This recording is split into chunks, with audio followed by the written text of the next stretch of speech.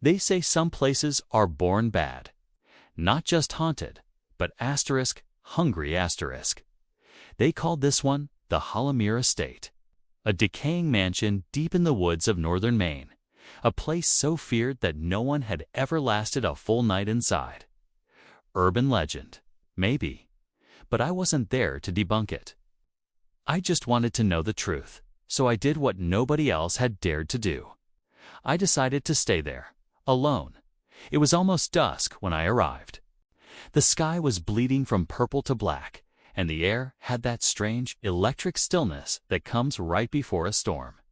The house sat behind a rusted gate, half swallowed by vines. A sign hung crookedly, the paint flaking off. Private property, no trespassing.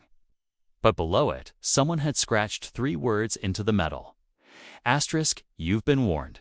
Asterisk, a nice welcome. The front door didn't just creak open, it groaned. A sound so deep and guttural, it felt like the house itself was protesting. The smell hit me immediately. Dust, rot, and something else. Something sickly sweet, like wilted flowers at a funeral. I stepped inside. Every footstep echoed for too long, like the house was breathing me in, savoring the sound. I set up my gear cameras in the main hall, recorders in the parlor, and my GoPro strapped to my chest. I wanted to catch everything. The plan was simple. Stay the night, document whatever happened, and get out at sunrise. Simple, but the house had other ideas. Almost immediately, the air changed. By 8:47 p.m., the temperature dropped so suddenly, I could see my breath fogging in the flashlight beam. And then, the piano started playing. It wasn't a full song, just a soft, broken melody. A few notes, slow and uneven, like a child testing the keys for the first time. I told myself it was the wind, a draft, something simple.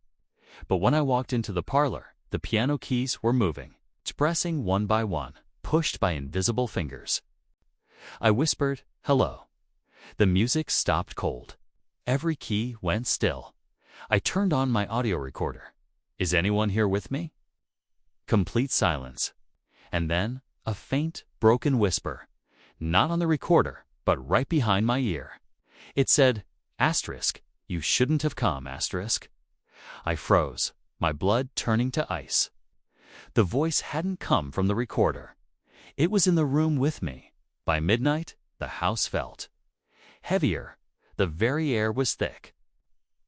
That's when I heard it. Movement upstairs. Footsteps pacing from one end of the hall to the other. Slow, deliberate, heavy. Against my better judgment, I went up. The walls seemed closer, like they were leaning in. Every door along the hall was closed, except one, the nursery. Inside, the wallpaper was peeling away in strips, covered in faded drawings of stars and clouds. A small wooden crib sat in the corner, and inside it was a doll. It had glass eyes, cloudy and crack-tanned. They were staring straight at me. I shined my flashlight on it, and for a split second I swear I saw its head turn. Just a fraction of an inch. I stumbled back, hit the doorframe, and looked down. There, in the thick layer of dust on the floor, were footprints, small ones, bare leading from the crib to the doorway, and stopping right at my feet. I slammed the door and ran, swearing I wouldn't go back upstairs again. To try and calm my nerves, I went through the notes I'd brought about the estate's history. It was built in 1889 by a man named Elias Marin, a physician obsessed with the idea of life after death. After his wife and daughter died in a fire, he became a recluse, claiming he could still hear them whispering to him from inside the walls. Neighbors said he stopped sleeping, stopped eating, and then one night he just vanished. All they ever found was his coat, hanging by the front door. By now, the storm had broken. Rain lashed against the windows, and thunder rolled in the distance. I decided to review some of the footage from my static cameras. That's when I saw it. In the corner of one frame, the basement door, which I knew for a fact had been closed, was now slightly ajar, and a faint light was flickering from below.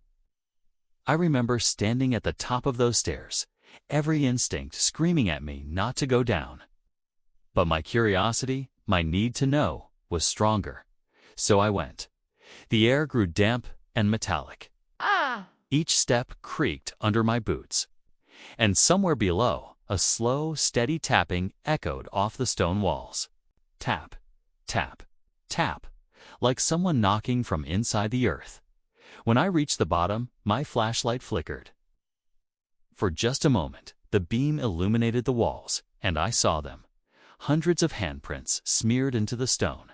Small ones, large ones, some faded with age, some looking disturbingly fresh. And then I heard breathing. Close, so close I could feel the cold air of it against the back of my neck. I spun around, but there was nothing. Only darkness. Only the sound of my own pulse hammering in my ears. I scrambled back up those stairs and slammed the basement door shut. I stood there, shaking, trying to convince myself I was imagining it all. That's when I caught my reflection in the dusty hall mirror, and it didn't move with me. It just stood there, staring back, and then it smiled. This wide, hollow grin that wasn't mine. It lifted its hand and pointed behind me. I spun around and saw nothing. When I looked back at the mirror, my reflection was normal again. By 3 a.m., I'd had enough. This wasn't research anymore. It was survival. I packed my bag and went to the front door, but it wouldn't open. The lock turned, but the door wouldn't budge. It felt like the entire house was pressing against it, holding me inside. Then I heard a sound from above. Footsteps in the attic. But they weren't walking. They were crawling. A dry, scraping sound, getting louder, moving right toward the attic hatch above my head. Dust rained down from the ceiling. Something was up there.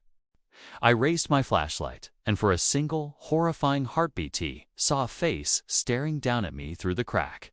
Pale skin, hollowed-out eyes, and a mouth stretched far too wide to be human. It whispered a single phrase. Asterisk, he's still here, asterisk. Then the hatch slammed shut. I ran back to the front door, slamming my shoulder against it again and again, but it was useless. The air was so heavy, it felt like I was drowning. Then, every light in the house flickered once, twice, 3 times, and everything went black. Absolute darkness. The whispers started then. Not one, but dozens of them, circling me, coming from all directions. Some of them sounding like they were inside my own head. Asterisk, stay. Stay with us. Don't leave. Stay. Asterisk, I screamed, and everything went silent. When I opened my eyes, I was outside. The sun was just starting to rise. The front door of the Hallamere estate was closed behind me. I was lying on the gravel driveway, my clothes covered in dirt. My equipment was gone. All of it. The only thing left was the GoPro still strapped to my chest. When I checked the footage later, the last thing it shows is me walking toward the basement door. And then the rest of the clip is just static. The Hallamere estate still stands, still rotting in those woods, still waiting. They say no one's ever made it through the night. But somehow, I did. And now, I think I know why. Because I don't think I ever really left. Oh, maybe. Something followed me out. Sometimes, late at night, I'll catch my reflection in a dark window, smiling when I'm not. Sometimes, I hear that faint piano music somewhere in the walls of my own home. And sometimes, when the lights flicker 3 times, I can still hear a voice whisper, asterisk, you said you'd stay, asterisk. Thank you for watching this investigation. If you have stories of your own, share them in the comments below. Don't forget to like, subscribe, and hit that notification bell, because there are more dark places out there, and I intend to find them. Stay safe.